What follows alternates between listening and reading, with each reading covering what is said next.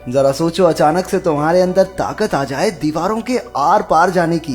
कुछ ऐसा ही होता है केशा के साथ। ये कहानी है केशा नाम के एक लड़के की जो अपने अंकल के साथ जादू दिखाया करता था। वो अपने दोस्त के साथ किराए के कमरे में रहता था और उसकी मालकिन काफी बार उसे किराया देने को कह चुकी थी। उसे अपने अंकल से भी जादू ठीक से ना दिखाने के लिए डांट फटकार पड़ती रहती थी। कुल मिलाकर उसकी जिंदगी बेकार ही चल रही थी। एक रात शो के बाद उसने एलिसिया नाम की एक खूबसूरत रिपोर्टर को देखा। उसकी सुंदरता देखकर उसकी आंखें बस वहीं टिकी रह गई, लेकिन उसके अंकल ने उसे डांटकर बाहर भगा दिया। एलिसिया ने बाद में केशा से मिलकर उसके जादू के बारे में बात की, क्योंकि असल में वो जादू के बारे में एक आर्टिकल लिख रही थी। एक दिन एलिसिया अपने बॉयफ्रेंड के साथ उनका शो देखने आ गई। उसे किसी और लड़के के साथ देखकर केशा के तो दिल के अरमान आंसुओं में बह गए। जादू में उसका ध्यान लगा नहीं और पूरे शो की ऐसी तैसी हो गई। फिर उसके अंकल ने एलिसिया को इंसान काटने वाला जादू दिखाने के लिए बुलाया, लेकिन उसकी बजाय उसका बॉयफ्रेंड ऊपर आ गया। उसे देखते ही केशा के तो दिल में कांटे चुभ रहे थे। वो तो उसके बॉयफ्रेंड को असलियत में काटने वाला था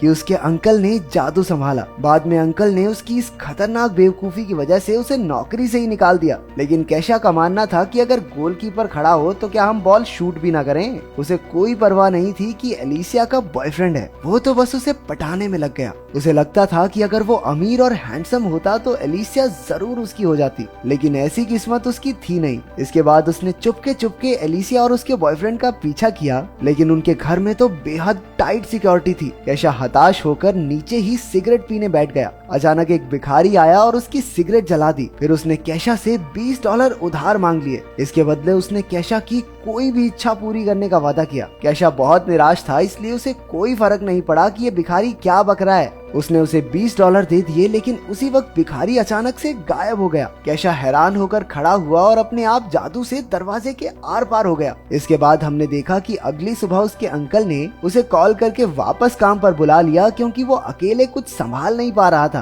केशा नींद में ही उठा और उसने जमीन पर पड़े ढेर सारे डॉलर्स पर ध्यान ही नहीं दिया। उसे तो ये भी एहसास नहीं हुआ कि वो दरवाजे के आर पार होकर जा रहा था। तभी उसने खबर सुनी कि एक बैंक में चोरी हो गई है और वहाँ किसी के भी घुसने का कोई सुराग नहीं मिला था। तब जाकर केशा को याद आया कि पिछली रात आखिर हुआ क्या था। उस दरवाजे के अंदर घुसकर वो हैरान रह गया। उसे लगा कि ये सब एक सपना है, इसलिए उसने चेक करने के लिए अपने सर पर एक ईंट दे मारी, लेकिन उसे कोई चोट नहीं आई। अब ये साफ था कि उसे दरवाजे दीवारों में से आर पार होने की सुपर पावर मिल गई है। इसके बाद वो गलती से एक बच्चे के कमरे में पहुंच गया जो बीमार था। बच्चे ने कहा कि वो अंतरिक्ष में जाना चाहता है और वो ये भी जानना चाहता था कि केशा अंदर कैसे आया। लेकिन केशा के सर पर तो बस एलिसिया की धुन सवार थी। उसने अपनी शक्तियों से ऊपर जाने का फैसला किया। कहीं लोग म्यूजिक बना रहे थे तो कहीं आत्माओं से बातें करने की कोशिश में लगे थे। उसने उनसे एलिसिया का पता पूछा और दीवार के आर पार चला गया, जिसे देखकर उनमें से एक आदमी तो बेहोश हो गया। इसके बाद वो एलिसिया के घर पहुंचा,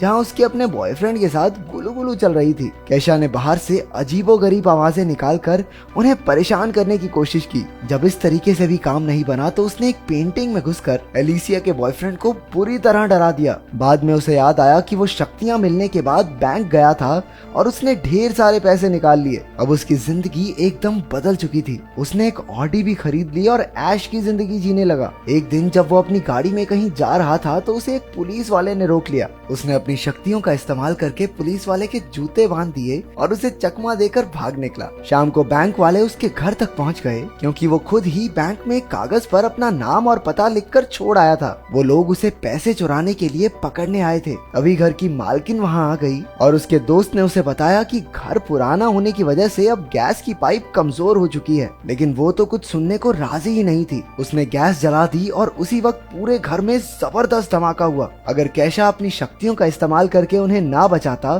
तो सब के सब जलकर खाक हो गए होते। इसके बाद केशा और उसका दोस्त एक बड़े घर में रहने लगे। अब केशा की बाकी लड़कियों से मिलकर जिंदगी के मजे लूटने की बारी थी, लेकिन जैसे ही उसने अपनी सॉक्स निकाली वो एक ही झटके में पूरी बिल्डिंग से नीचे जा गिरा। क्योंकि कैशा ने धमाके में उन बैंक ऑफिसर्स की भी जान बचाई थी, इसलिए उसका एहसान चुकाने के लिए उन्होंने उसे चोरी के केस में बचा लिया। आखिरकार अब उसकी सारी प्रॉब्लम्स खत्म हो चुकी थी। अब वो फिर से एलिसिया से मिलने पहुंचा। उसने देखा कि वो किसी बात पर अपने बॉयफ्रेंड से झगड़ रही थी। कैशा ने दीवार में से निकलकर उनकी सारी बातें सुन ली और उसे समझ आ गया था कि कैशा को कैसा बॉयफ्रेंड चाहिए। अब वो उसका दिल जीतने की कोशिश में लग गया। खैर उस भिखारी ने उसे शक्तियाँ अच्छे कामों के लिए दी थी, लेकिन लड़की पटाना भी अच्छा ही काम है। अगले दिन उसने एलिसिया की फेवरेट गाड़ी पॉर्श खरीद ली और हाथों में फूल लेकर एलिसिया के बाहर आने का इंतजार करने लगा। उसके आते ही कैशा ने अपने प्यार का इजहार कर दिया, लेकिन एलिसिया को ऑफिस के लिए बहुत देरी हो रही थी, इसलिए वो कैशा की बात को अनसुना करके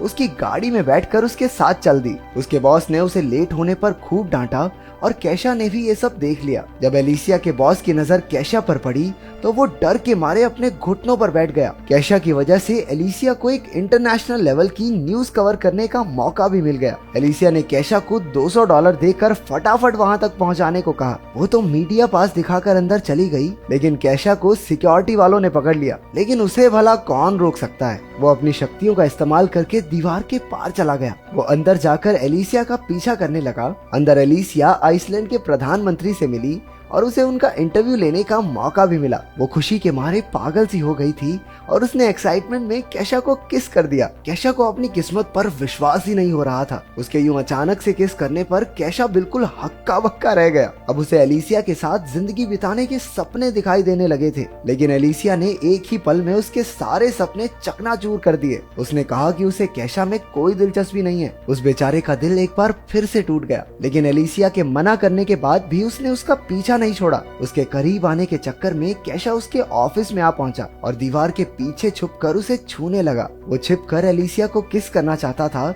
लेकिन अचानक वहां कोई दूसरा आदमी आ गया और कैशा का निशाना चूक गया। कैशा की ही वजह से एलिसिया के बॉस ने उसे एडिटर इन चीफ की नौकरी ऑफर की। उसने ये सब इसलिए किया क्योंकि गाड़ी में एलिसिया ने बताया था कि एक दिन उसके आर्टिकल्स पूरी दुनिया पढ़ेगी और एडिटर इन चीफ बनना उसका सपना है। लेकिन इतनी कोशिशों के बाद भी एलिसिया उससे इम्प्रेस नहीं हुई। वो अब भी अपने बॉयफ्रेंड को ही चाहती थी, जिससे बेचारे कैशा का दिल टूट गया। अब वो दिल टूटा आशिक बनकर उस बीमार बच्चे के साथ ही टाइम पास करने लगा। उसे पता चला कि उस बच्चे की माँ उसका अंतरिक्ष में जाने का सपना पूरा करने के लिए $1.5 लाख इकट्ठे कर रही है। कैशा ने बच्चे की बात पर ज्यादा ध्यान नहीं दिया और फिर से एलिसिया के कमरे में जा पहुंचा। एलिसिया और उसका बॉयफ्रेंड पहले ही सो चुके थे। एलिसिया ने उसे दीवार में से घुसते देखा और उसे लगा कि वो एक सपना देख रही है। कैशा ने भी मौके पर चौका मार दिया और उसे साथ लेकर दीवार के पार हो गया। फिर वो दोनों एक ट्रेन की छत में कूदकर अंदर आ गए। दोनों ने यूं ही मस्ती करते हुए